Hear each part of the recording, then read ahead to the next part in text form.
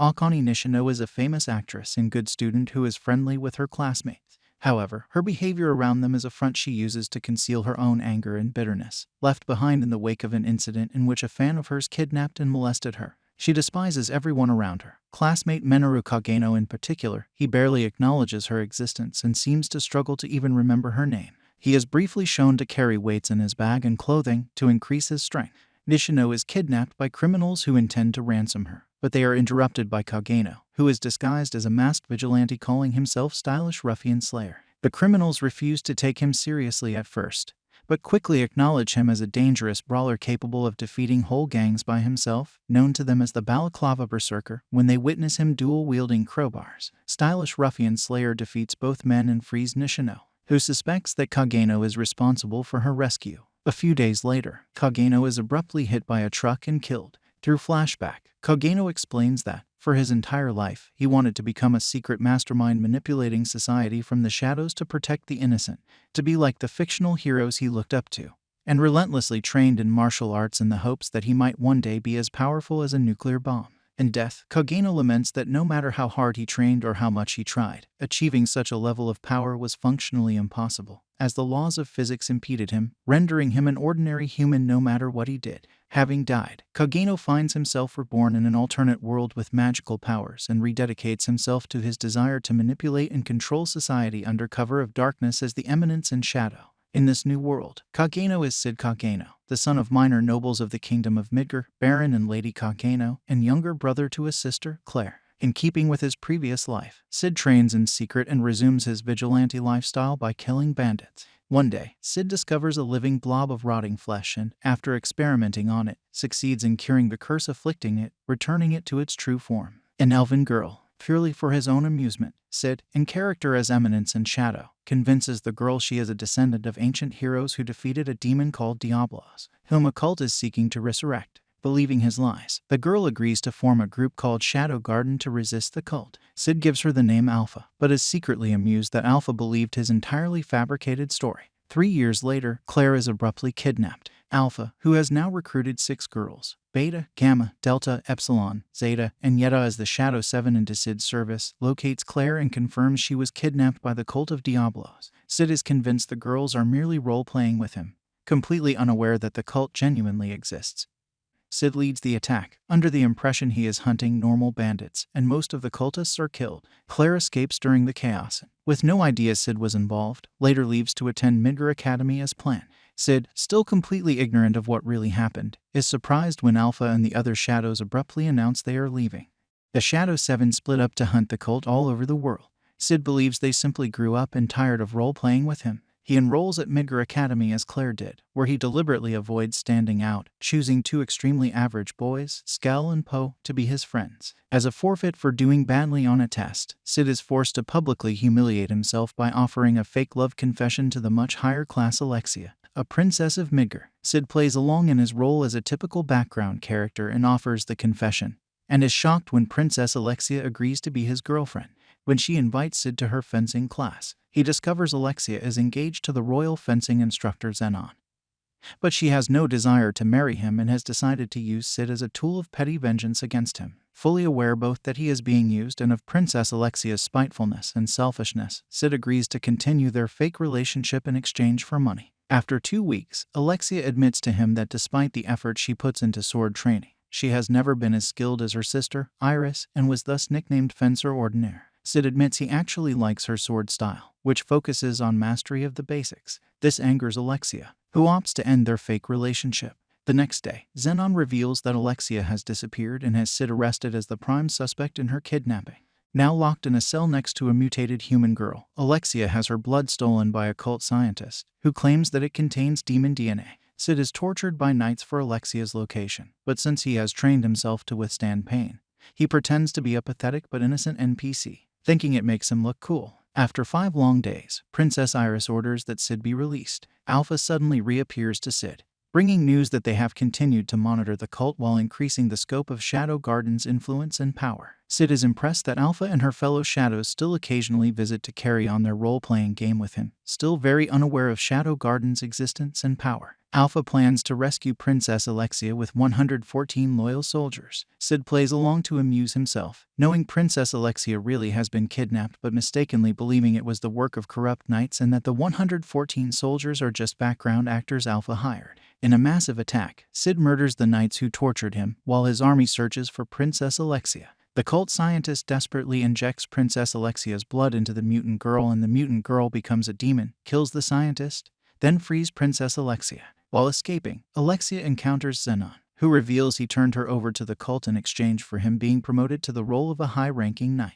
When Princess Alexia attacks him, Xenon easily defeats her, but their duel is interrupted by the sudden arrival of Sid. Xenon identifies Sid as the one behind recent attacks on the cult and announces himself as one of the cult's core members. The demon girl rampages through the city and fights Princess Iris. Alpha reveals herself to Iris as a member of Shadow Garden and defeats the demon with a single powerful blow, then vanishes. Sid duels Xenon and dominates him. Princess Alexia, who has no idea that Shadow is Sid in disguise, is captivated by his sword style, which expresses the heart of the style she has searched for her entire life. Knowing he is outmatched by Shadow, Xenon swallows pills that turn him demonic and increase his power. But using the principles of a nuclear explosion of which he has dreamed for so long, Sid sets off a magic bomb that dissolves everything in the blast radius to atoms, utterly annihilating Xenon and destroying most of the now evacuated city. Now reunited with Iris, Princess Alexia is freshly determined to master her chosen sword style, now that Xenon is dead. And having remembered that Sid told her he admired her sword style, she offers to be his real girlfriend. When he abruptly rejects her, she punishes him violently. Alpha returns to investigating a group that has been masquerading as Shadow Garden and committing crimes in its name. And Iris orders a kingdom-wide investigation into both the Cult of Diablos and Shadow Garden. Meanwhile, Sid, fresh off his violent encounter with Alexia, meets a scholarly girl with pink hair. The false Shadow Garden continues committing murders. A recovered cult relic is given by Iris to the pink-haired student, Sherry, the kingdom's foremost researcher. Sid's friends Poe and Skell take him to a new department store, where he discovers that his subordinate Gamma opened the store to fund Shadow Garden. With branches in every city in the world, Sid is impressed but once again remains convinced that Gamma is role-playing. Unaware he now owns dozens of stores and is effectively one of the wealthiest men in the world. He also meets New, the newest Shadow. On his way home, Sid witnesses Alexia fighting several murderers, so he saves Alexia, slaughters the murderers, and hands one survivor over to New for interrogation. Elsewhere, the murderer's boss, Gaunt Knight, confirms they have located the relic. Alexia confirms Shadow Garden is not really behind the murderers, though Iris still insists they are enemies of the kingdom. Sid, Poe, and Skell, having bought chocolate from Sid's store, try their luck with confessing to girls. Skell's confession ends with him being punished by her fiancé, and Poe's confession ends with him being arrested, mistaken for a stalker. Sid decides to just give the remaining chocolate to anyone, which by chance is Sherry. Her adoptive father, Vice Principal Russlin, informs the naive Sherry the chocolates were probably meant as a love confession and encourages her to decide on her answer quickly so as to not keep Sid waiting. New informs Sid the murderer she interrogated was a typical cult foot soldier, an orphan brainwashed with drugs and magic. One such soldier, Rex, is in the city on a cult mission. During their conversation, Sid is preoccupied, as Skell and Poe have entered him in the Academy's sword tournament to impress girls. New mistakenly thinks Sid's rambling about the festival is him plotting to deal with Rex. At the festival, Sid duels student president Rose, a princess of the neighboring kingdom of Oriana. While still role-playing as a secret hero and keeping his skills hidden, he feigns injury repeatedly but persists in the fight, rising to his feet again after each of her attacks. The referee eventually declares Rose victor, but she is impressed at Sid's fighting spirit. Sherry asks Sid to be friends before they consider dating, though Sid has completely forgotten who Sherry is and decides to just avoid her. Sherry asks Princess Alexia about her relationship with Sid and is happy when Alexia reveals their relationship was fake. Though Princess Alexia is privately upset another girl is interested in Sid, an election is announced to fill an empty student council seat. Gaunt Knight erects an anti-magic barrier, allowing the fake Shadow Garden to capture the academy. When Sid and Rose's classroom is attacked, Rose attempts to fight, but is much weaker without her magic. Sid recklessly rushes in to save her and is severely wounded. Sid reveals that he was excited by the chance to look cool fighting terrorists, and saved Rose merely to appear heroic. Rose, meanwhile, mistakenly believes Sid sacrificed himself out of love for her. After the students are taken to the auditorium, leaving Sid's body in the classroom, Sid secretly revives and heals himself. Rex attacks Sherry to retrieve the relic, but Iris Crimson Knights help her escape. Sid, who is also killing terrorists, reunites with and saves Sherry. Sherry identifies the relic generating the barrier as the Eye of Avarice, which absorbs magic and explodes once full. Sid deduces the cult are using the eye to kill the students and prevent them from becoming knights and obstructing their plan.